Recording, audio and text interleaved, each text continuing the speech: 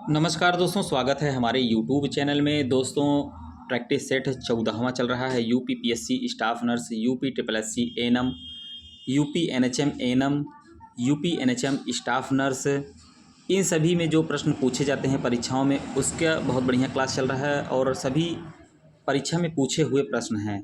तो वीडियो को ज़्यादा से ज़्यादा शेयर करिएगा दोस्तों। चैनल पर नए तो सब्सक्राइब जरूर कर लीजिएगा और वीडियो को एक लाइक कर दीजिएगा। शेयर करना ना भूलिएगा दोस्तों, जिससे सभी अभ्यर्थी तक यह प्रैक्टिस सेट पहुंच जाए। बहुत बढ़िया प्रश्न है। पहले प्रश्न की तरफ बढ़ते हैं। स्वास्थ्य संगठन के किस स्तर पर स्वास्थ्य सेवा महानिदेशालय डीजीएचएस होता है? तो यह राज्य स्तर पर होता है। ऑप्शन ए हो जाएगा। एक पीएचसी प्राइमरी हेल्थ सेंटर जो होता है दोस्तों, कितने आबादी के लिए होता है? तो यह 20,000 से 30,000 आबादी के लिए होता है। 20 से 30 याद रखिएगा। नेक्स्ट पे चलते हैं दोस्तों। इसमें से पूछ रहा है दोस्तों, हाथ मिलाने से को छोड़कर एचआईवी सभी द्वारा फैलता है। सही बात है दोस्तों, ऑप्शन ए हो जाएगा। इन सभी से एचआईवी फैलता है, लेकिन हाथ मिलाने से नहीं फैलता है।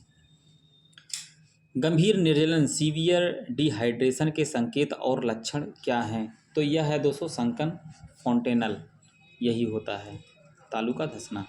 निम्नलिखित में से को छोड़कर आशा कार्यकर्ता को नीचे दिए गए सभी स्थानों में पोस्ट किया जाता है। देखिए दोस्तों, सुपर स्पेशलिस्ट अस्पताल को छोड़कर सामुदायिक केंद्र, फील्ड दौरा, उपकेंद्र, इन सब पर आशा को जो है नियुक्त करते हैं। ऑप्शन आपका बी हो जाएगा। छठवां है दोस्तों, डॉट्स का पूर्ण रूप क्या है? Direct observe short course. दोस्तों इसका होगा आपका छठे का direct observe short course therapy, यानी डॉट्स जो होता है दोस्तों, यह टीबी के लिए होता है। ऑप्शन आपका एक हो जाएगा। आशा का अर्थ क्या है दोस्तों? आशा का अर्थ है एक्रेडिटेड सोशल हेल्थ एक्टिविस्ट। ऐसे भी प्रश्न बहुत बार पूछे गए हैं। रिकेट से पीड़ित एक बच्चे द्वारा निम्नलिखित में से कौन सा खनिज लिया जाना चाहिए? क्वेश्चन नंबर 8वां। तो कौन सा खनिज लेना चाहिए दोस्तों? कैल्शियम लेना चाहिए। ऑप्शन बी हो जाएगा। 9वें पे चलते हैं। दर्द प्रबंधन के लिए इस्तेमाल की जाने वाली सबसे पहली दवा, फर्स्ट लाइन ड्रग कौन सी है? तो यह दोस्तों एसिटामिनोफेन फेन जो होता है, एस्टामिनोफेन जो होता है, यही सबसे पहले फर्स्ट लाइन पेन किलर है। निम्नलिखित में से कौन सा एक आइसोटोनिक घोल है? आइसोटोनिक घोल है दोस्तों लैक्टिकृत रिंगर जो होता है, आरएल जो होता है, यह आइसोटोनिक घोल है। आरएल बॉटल जो होता है। ट्रेपेनोमा पैलेडियम की वजह से होने वाली बीमारी कौन सी है? तो दोस्तों सिफिलिस जो होता है ट्रेपेनोमा पैलेडियम से ही होता है। घाव से खून बहने की देखभाल करते समय पहला चरण क्या होता है? तो एक स्वच्छ या रोगाणु रहित ड्रेसिंग के साथ सीधा दबाव। रक्तल्पता एनीमिया आमतौर पर किन महिलाओं में देखी जाती है? तो यह दोस्तों निम्न आय के वर्ग में ज़्यादा करके देखी जाती है। जले हुए हिस्से को स्वच्छ या रोगाणु रहित ड्रेसिंग के साथ क्यों कवर करना चाहिए? तो दोस्तों यह संक्रमण रोकने के लिए किया जाता है। किसके दौरान कापर टी का विपरीत संकेत होता है? तो यह दोस्तों होता है गर्भावस्था, श्रोणि में संक्रमण, हृदय रोग। अन्य विकल्पों में से सभी है दोस्तों। देखिए किसके दौरान कापर टी के विपरीत संकेत होते हैं? अगर ऐसा है तो कापर टी नहीं लगवाना चाहिए। स्वास्थ्य सेवाओं के महत्वपूर्ण उद्देश्य क्या हैं? तो स्वास्थ्य सेवाओं के महत्वपूर्ण उद्देश्य है दोस्तों रोगों की रोकथाम, ये भी सही है। स्वास्थ्य को बढ़ावा देना और रोगों से इलाज, इन विकल्पों में सभी है दोस्तों। ऑप्शन डी हो जाएगा। नेक्स्ट पे चलते हैं। पूछ रहा है दोस्तों, रेबीज किसके काटने से फैलता है? तो यह एक पागल कुत्ते के काटने से फैलता है दोस्तों। हैजा का मल कैसा होता है? तो हैजा का मल जो होता है चावल के पानी की तरह होता है, फटे दूध की तरह होता है दोस्तों। कुत्ते के काटने पर तत्काल उपचार क्या करना चाहिए? तो साबुन और पानी से घाव को धो देना चाहिए। तत्काल की बात हो रही दोस्तों। वह बेसिलस जो प्लेग का कारण होता है उसे क्या कहते हैं? उसे कहते हैं दोस्तों एयरसीनिया पेस्टिस कहते हैं, जो प्लेग के कारण होता है। ऑप्शन ए हो जाएगा। 21 पे चलते हैं। बचपन में खेलना महत्वपूर्ण है क्योंकि यह बढ़ाता है। तो यह दोस्तों क्या बढ़ाता है? शारीरिक विकास को बढ़ाता है, जो खेलने की बात यहाँ पर कह रहे हैं। पीयूष ग्रंथि अपने प्रेरक हार्मोन की वजह से अन्य अंतःस्रावी ग्रंथियों की स्रावी सक्रियता को नियंत्रित करती है। निम्नलिखित में से कौन सी अंतःस्रावी ग्रंथि पीयूष ग्रंथि से स्वतंत्र कार्य कर सकती है? तो यह दोस्तों आपका परावट्टू जो होता है वही करेगी। ऑप्शन आपका डी हो जाएगा। मानव मस्तिष्क के निम्नलिखित भागों में से कौन सा निगलने और उल्टी का निगमन केंद्र है? तो कौन सा है दोस्तों? मेडुला ऑब्लांगाटा जो होता है, ऑप्शन सी हो जाएगा। नर्स को एक रोगी को समझना चाहिए कि स्तनपान हमेशा किससे प्रतिदिष्ट होता है? तो किससे प्रतिदृष्ट होता है? तो दोस्तों स्तन की सूजन से होता है, ऑप्शन ए हो जाएगा। क्वेश्चन नंबर 25वें पे चलते हैं दोस्तों। 25वां में पूछ रहा है आपका, अपगार स्कोरिंग के प्राथमिक महत्वपूर्ण अवलोकन क्या हैं? तो प्राथमिक महत्वपूर्ण अवलोकन जो है तो हृदय की गति होता है। एक स्वस्थ नवजात शिशु नियोनेट्स के जन्म के बाद धमनी मतलब डक्टस आर्टरियस क्या बन जाती है? तो डक्टर आर्टरियस जो बनती है दोस्तों वह लिगामेंट आर्टेरियोसम जो होता है वही बन जाती है, ऑप्शन डी हो जाएगा। नेक्स्ट पे चलते हैं। नवजात शिशु के अंडाकार रंध्र के बंद होने का कारण क्या होता है? तो यह होता है दोस्तों फेफड़े के रक्त प्रवाह में वृद्धि, यानी पल्मोनरी ब्लड फ्लो। प्लेसेंटा के माध्यम से भ्रूण को किस प्रकार की प्रतिरोधक क्षमता दी जाती है? क्वेश्चन नंबर 28वां है। तो निष्क्रिय प्राकृतिक प्रतिरोधक क्षमता, ऑप्शन बी हो जाएगा। रक्त शरीर में क्या कार्य करता है? तो रक्त शरीर में जो होता है सारे शरीर में ऑक्सीजन पहुंचाता है, रक्त जो है आपका, ऑप्शन ए हो जाएगा। क्वेश्चन नंबर 29 हो गया दोस्तों। 29 और 30 में चलते हैं। 10 घंटे के आयु के एक शिशु में बहुत सारा बलगम हो जाता है और उसे नीलिया मतलब साइनोटिक हो जाता है। नर्स को सबसे पहले क्या करना चाहिए? चूषण जो होता है उसे शक करना चाहिए, तो चूषण करना चाहिए। 31वां, जन्म के 3 मिनट के भीतर एक स्वस्थ सचेत नवजात शिशु के दिल की धड़कन की दर की सीमा कितनी हो सकती है? तो यह दोस्तों हो सकती है 110 से 160 धड़कन पर मिनट हो सकती है, ऑप्शन सी हो जाएगा। नेक्स्ट पे चलते हैं दोस्तों। 32वां क्वेश्चन है, एक सामान्य मानव कोशिका में गुणसूत्रों की संख्या कितनी होती है? तो दोस्तों 46 होती है, ऑप्शन डी हो जाएगा। लैंगिक जन्म से आनुवंशिक विचरण कैसे होते हैं? तो यह होते हैं दोस्तों जीन के सम्मिश्रण से होते हैं, क्रोमोसोम में बदलाव से होते हैं और जीन के मिश्रण से भी होते हैं, आप उपयुक्त सभी से होते हैं। जन्म के 1 घंटे के बाद नर्स एक नवजात शिशु से क्या अपेक्षा कर सकती है? क्वेश्चन नंबर 34वां। तो क्वेश्चन नंबर 34वां में पूछ रहा है तो क्या अपेक्षा कर सकती है दोस्तों? आराम और चुपचाप सोने की। जन्म के 1 घंटे के बाद नर्स एक नवजात शिशु से क्या अपेक्षा कर सकती है? आराम और चुपचाप सोने की, ऑप्शन सी हो जाएगा। डिप्थीरिया, टिटनेस और काली खांसी के लिए टीकाकरण प्राप्त करने के बाद एक बच्चे को इंजेक्शन के स्थान पर सूजन और कोमलता होती है और हल्का बुखार और अस्वस्थता होती है। पीडियाट्रिक्स नर्स बच्चों के माता पिता को बताती है कि यह एक हल्का प्रतिक्रिया है तथा सिखाती है कि इसे कैसे प्रतिबंधित किया जाता है। बहुत बढ़िया क्वेश्चन। क्वेश्चन नंबर 35वां दोस्तों। तो प्रतिबंधित किया जा सकता है तो कैसे होगा दोस्तों? यह एक हल्की प्रतिक्रिया है तथा सिखाती है कि इसे कैसे प्रतिबंधित किया जाता है, ऑप्शन आपका सी हो जाएगा।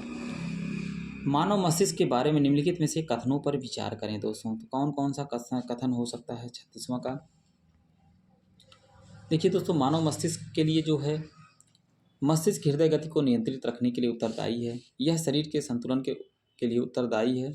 दोनों सही होगा दोस्तों।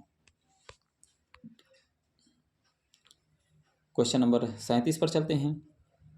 पूछ रहा है कि कथन में पूछ रहा है मानव में संतान के लिए लिंग निर्धारण में स्त्रियों की प्रमुख भूमिका होती है। कारण पूछ रहा है स्त्रियों में 2 गुणसूत्र होते हैं। देखिए दोस्तों, जो ए वाला है वो तो गलत है किंतु आर वाला सही है, ऑप्शन डी हो जाएगा। सामान्य मानव शरीर का तापक्रम कितना होता है? 98.6 होता है डिग्री फ़ारेनहाइट में दोस्तों। 38वां क्वेश्चन है, तो इसमें 98.6 है ही नहीं, तो इनमें से कोई नहीं होगा। मानव के मस्तिष्क में स्मरण क्षमता कहाँ होती है? तो यह होती है दोस्तों सेरिब्रम में होती है, ऑप्शन बी हो जाएगा।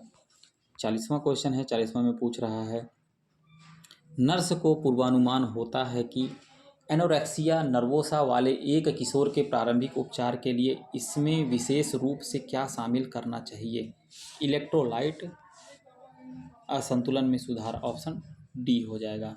निषेचित अंडाणु को कितने समय के बाद गर्भाशय में प्रत्यारोपण किया जाता है? तो यह दोस्तों 1 दिन बाद जो है निषेचित अंडों को गर्भाशय में 1 दिन बाद जो है प्रत्यारोपित कर सकते हैं।